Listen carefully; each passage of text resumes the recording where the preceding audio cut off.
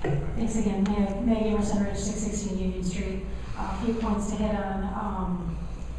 Everybody seems to be going to you, Councilman Gates, because you said EV and all that.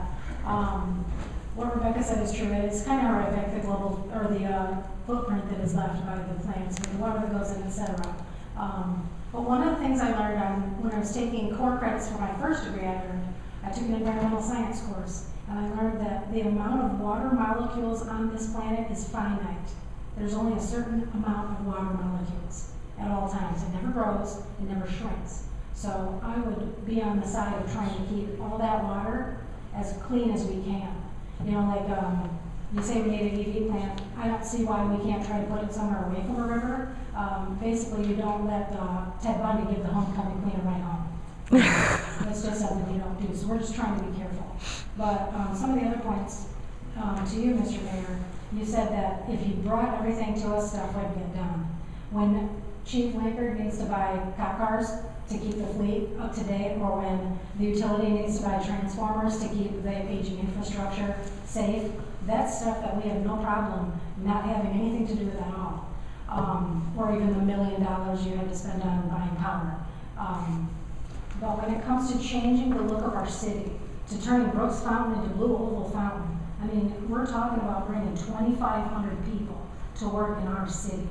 So that means 2,500 people on the roads. This is going to change, whether these people move here or not. It's going to change this town entirely, which is why we the people, not to sound like a bumper sticker, but that's why we really hope to be involved, because this is something bigger than anything that's ever come before anything. So we would hope to have a little more involvement, and as Glenn said, a referendum would show whether or not the city actually wants it. I don't know if we're too late for that, and I don't know what can be done, but it's something that we're all obviously considering. And again, thanks for your time. We've brought so many points before you. I think somebody earlier talked about, it might have been Jason in the back, talked about the schools. Already when we dropped that millage, all the kids from Albion already came to our school that couldn't go to other schools. So we've already got an added tax on the teachers in the high school. So if these people do move here and have kids, say the people that are going to be in the management positions making more than $16 an hour, they do decide to buy these homes, bring their kids here, what are we going to do for the teachers? You know, how are we going to handle hiring more teachers? You know, getting more cops on the road, just keeping up with all of it. It's something that me as a taxpayer, I know I keep beating that drum, but again, I pay a whole lot more taxes than I ever thought in my life I would pay, because I come from the city of Lansing, before that the city of Kalamazoo, before that Victorville in California, where I never paid taxes like this.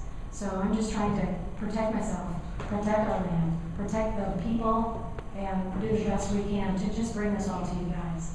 So again, thanks for your time, and thanks for letting me speak.